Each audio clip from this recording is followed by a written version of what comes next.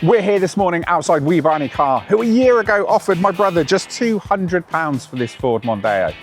Thankfully, he sold it to me and not these guys. He spent £17,000 on its replacement.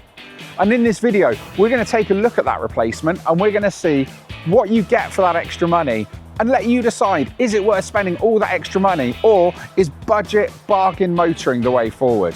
In this video, we're going to look at what you get for that extra money. We're going to compare the running costs over the last 12 months. How much have I spent keeping this on the road compared to him on his new car? We're going to look at the creature comforts and the toys that you get.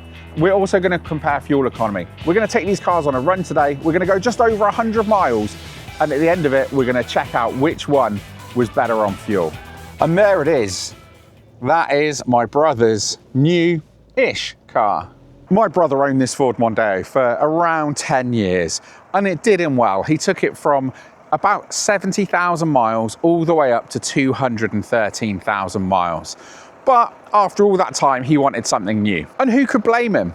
So this was its replacement. And what a car. It's a 2018 Volvo V90 D5 all-wheel drive R-Design. Try saying that after a couple. So what do you think? Is it a worthy replacement?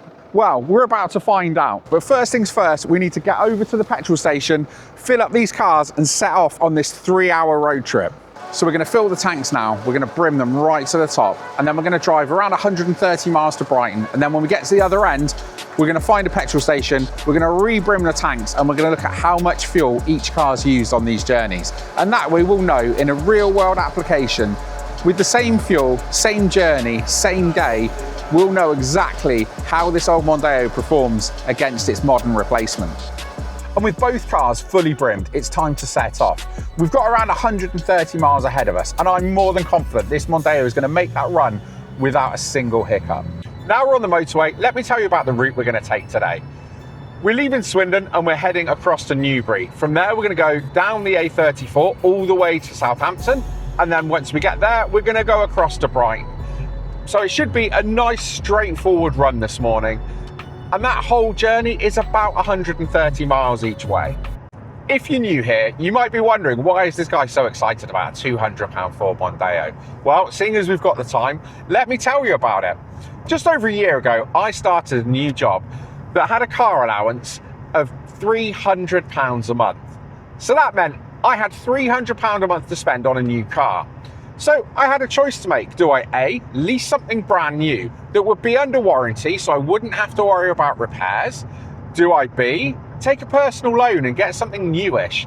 I'd still have maintenance to worry about and I'd also have car payments. Or do I C, buy something really cheap? Except I'm gonna have to pay for some running costs, but hope that it's gonna cost me less than that £300 a month. And then by the end of that year, would I have in fact made a profit? And over the last year, I've documented the repairs and the upgrades that I've done to this car to get me through the last 12 months. In the comments on some of those videos, it's been mentioned that I don't factor labour costs into the cost of running the car. And that's because I do the work myself. So I guess the interesting question is, looking at the work that I've done over the last 12 months to this car, how much would it have cost if I'd taken it to a garage? Well, let's take a look at that. We bought the car in October, so that doesn't count. And then in November, I serviced it and put it in for an MOT. That cost me £72. If I'd MOT'd it and just got quick fit to service it, it would have been £261. In December, I spent £197 fixing the MOT repairs and sorting the air conditioning out, along with the front parking sensor while the bumper was off. So these weren't necessary, but they were nice to haves. And if you're looking for pure budget motoring, maybe you would have just left it thinking, well, it was an advisory, we'll deal with it if the car lasts another year. If I'd taken this to an independent with a labour rate of around £80 an hour and assuming 10% on the cost of the parts on top of what I'd paid, you'd be looking at a scary £666. Would you have spent it? In January, I drove up to Scotland for Burns Night, stopping off at what Google said were the top 10 UK service stations. And on the way back, I stopped in at Doncaster and spent £130 having a facelift dash cluster installed. Other than that, February and March cost me nothing. In April, I replaced the roof antenna because I wanted to be able to put the car through a car wash, and fitted Apple CarPlay. Not essential, and that cost me £183. So let's say an audio place would charge £150 to do the work. That would mean I would have spent £333. In May we had an issue with the rear brakes, so we needed to replace those. At garage it would have been about £550, but this is a YouTube channel, so of course we fitted a big brake upgrade to the front and upgraded the rears. June we needed an auxiliary belt, a battery and a new parking sensor. We also regassed the air conditioning, but if we'd taken it to a garage to get that condenser done in December, I've included a regas cost in the garage charges then. It cost me £10 to replace the washer pump from one off of Amazon, but I've put £100 of the garage charges on for that as well. Other than a pair of tyres in September, that's it. So what do you think? The DIY cost versus taking it to a garage? And there we go. So that's what the breakdown looks like after 12 months. If you don't do the work yourself, actually, this probably isn't a good option. Or you could argue, if I bought a better car for a little bit more in the first place, I wouldn't have had to spend a lot of this money over the last year. Bearing in mind, this channel is about cars, owning cars, repairing cars, modifying cars. I just couldn't have done a series where I'd said, I've got this Ford Mondeo and it needs some rear brake pads. So today I've taken it to the garage and this is what it cost. It wouldn't really have made an interesting series for people to watch now, would it? So with that in mind, let's have a look at the Volvo. Now my brother paid cash for that, so he hasn't got a monthly payment to worry about. So how much has he spent on maintenance and repairs over the last 12 months? Over the last year, he's done a lot to this car. It needed new discs and pads all round, so I fitted some M-Techs for him. I also replaced his power steering stroke auxiliary battery because that needed doing. The regular maintenance has gone to a Volvo specialist, but then there's been some very costly breakdowns that ended with the car being recovered to the main dealer. So what do you think? Is that the kind of figure you had in mind to run an 8-year-old car for a year? But the things to bear in mind is most of the work on that car has meant it's just gone straight into the garage. He hasn't had to wait to get the cheapest parts delivered off eBay. He's just taken it in and the work's got done. And that extra cost, well, that premium is buying your time back, or it's buying expertise that you might not have. And I'm very aware that I'm in a really lucky position that I've got the time and the space to work on my own car. And for a lot of people, that just isn't an option. And so there's no right or wrong answer here.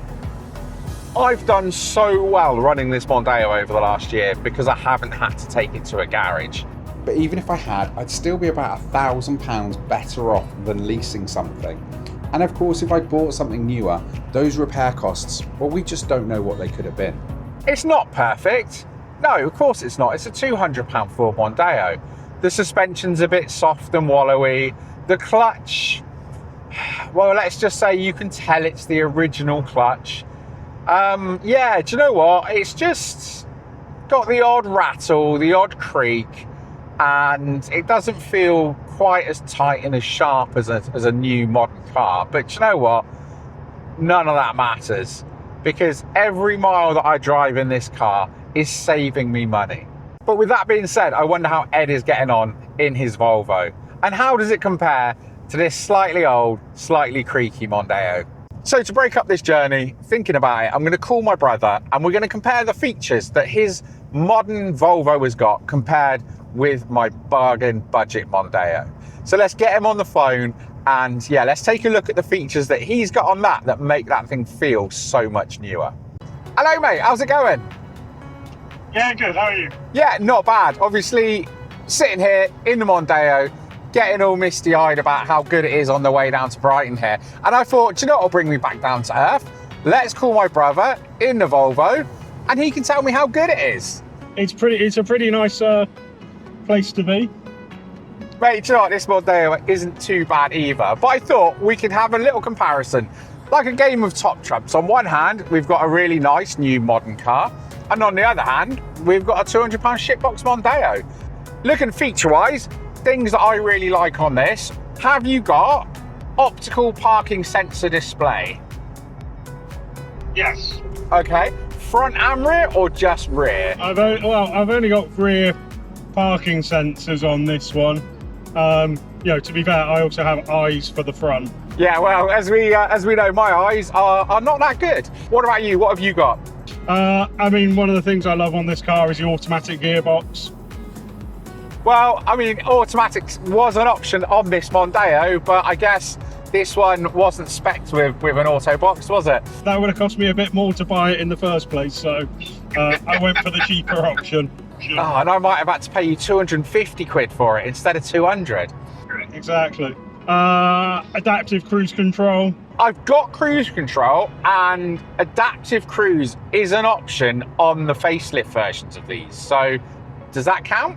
Well, you haven't got one of those, so no. No, I've not. But the facelift Mondeo is such a good car. I thought I'd have to mention it. So one of the things I've got on this is obviously Apple CarPlay is something I've fitted to this car. Now I'm guessing yours is a new car, but it's on that year that it may or not have been unlocked. So have you got CarPlay in your Volvo? So luckily it was unlocked on my Volvo, because I've seen that for some people that bought the same year, they've actually had to pay Volvo more money to actually unlock that feature. Yeah, Volkswagen used to do that with the Mark 7 Golf, because when we had one, it didn't have CarPlay unlocked. And it was the same with the Leon that we had. But I think when we got the Leon, we decided to pay, at the time, it was £200 to have that unlocked. And that's on a brand new car. It just seems crazy. So one of the things I've got is heated seats. Have you got heated seats? Yeah, heated seats, come as standard. Okay, so look, so far, spec-wise, we're not a million miles away. Have you got anything on that you think absolutely is a game changer since moving up from the Mondeo? Not really. Do that. It's one of those. The increases are nice to have. So there's nothing that you wouldn't live without, or I lived without it for 8 years in that car anyway. The cruise control. Yeah, the adaptive cruise control is really nice. Obviously, the automatic box was one of the main reasons I got it. I do love the four-wheel drive system that I've got on the car. It handles so much better. So I guess another bit that I've got in the car is it's got this drive mode select option. So whether you want to be a bit more eco-friendly one day, a bit sluggish, or if you want to be a bit sporty, you can select it and it'll tune the suspension, the brakes, the handling, even the gearbox well at the same time. Yeah, I mean, tuning the suspension, I've got one setting, and that is soft and floppy, because I think we're still on the original factory dampers after nearly 220,000 miles. So the ride on this isn't the greatest. As far as the transmission goes, we've again still got the original clutch in this, so hats off to that clutch, but it certainly doesn't give us the sportiest feel when I'm driving it. The other thing I get on this, has I know the Mondeo hasn't, but it's got a sign detection on it, so it will tell you what the speed limit's meant to be in what road you're driving on. I've kind of got my banger equivalent, because since putting CarPlay in this, I've got my sat-nav always tells me the speed that I should be doing on that road. So it doesn't identify the actual signs, but it kind of knows where I am. So for a budget-friendly option that doesn't involve cameras and all sorts of bits and bobs, I think, £130 worth of CarPlay head unit in one of these does an awful lot to really make it feel a bit more modern. Well, I guess talking of budget, number of budget tyres that I have on this car is 0. Can you say the same? I mean, that's just mean. But no, I have got the finest Accelera Iotas on the rear. They were £43 a tyre from Tyre Streets, and then £10 a corner to get them fitted. So what is going to have the better fuel economy at the end of this run? Is it going to be this 2.2 turbo diesel Ford Mondeo from 2008? Or is it going to be the Volvo that is 10 years newer? Well, I guess we'll find out when we get to Brighton. The MPG on the car says we were averaging 39.9 miles to the gallon. Oh, no, we've just tipped over to 40. Interestingly, my brother is hanging back a little bit in the Volvo. It looks like he's sitting there at about 66, 67 miles an hour. Is he hanging back to try and get slightly better economy out of his car? Is he trying to fudge the figures to make the Volvo look better? Well, I guess two can play at that game. And what do you think? Is the Volvo going to get better fuel economy? It's a V90 D5 all-wheel drive. So it's a modern car, but it has got four-wheel drive. So it should still get pretty reasonable fuel economy, but it's going to be interesting to find out. 125 miles later, we find ourselves at this Tesco's on the outskirts of Brighton. We can brim the tanks and work out exactly what it's cost us in each car to do the same journey. We'll start with the Volvo, and then when that's brimmed, we'll move it out of the way and get the Mondeo in. But look at that, diesel 141.9, that's cheaper than back home. Right, how much is it going to be? We're at 13 litres. One extra squeeze. There you go, 2 clicks, 14.27 litres. Let's get the Mondeo to the pump and see exactly how much this car's used.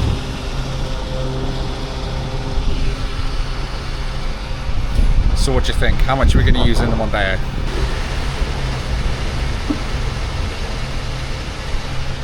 I think that's worse and it's still going. Yeah, over 125 miles. It's about £4 worse. I mean, look at the view and look at the weather. It's still bitterly cold, but at least the sun's out. So let's find a pub and let's work out the exact difference in miles per gallon between these two cars. We've arrived at Brighton. We've stopped at the Smuggler's Rest to get a spot of lunch, but it's time to go through the figures and see exactly how this Mondeo stacks up.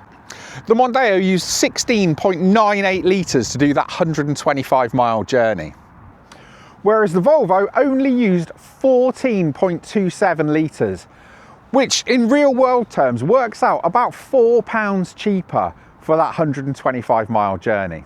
So what do you think? After 125 miles and 3 hours of driving, we're here in Brighton at the Smuggler's Rest. We're going to get a spot of lunch, but I guess the question is, which car would you choose? Would you choose the £17,000 luxury Volvo D5 all-wheel drive R design with all the bells and whistles? Or, like me, are you more of a budget bargain type of person? I mean, they're two very different cars that serve two very different purposes. The Mondeo for me is the epitome of cheap bargain motoring. So if you're looking at running a cheap car and pocketing the difference, I would absolutely recommend a Ford Mondeo. Maybe not a £200 Ford Mondeo. In all fairness, if I was doing this again, I'd probably spend £1,500 to £2,000 and get a facelift Mondeo 2.2 turbo diesel sport, because that has got heated seats and all the bells and whistles on a car that you can buy for less than £3,000. But anyway, guys, with that in mind, it's cold outside, the pub is cooling. Thanks ever so much for watching, and I'll see you on the next one.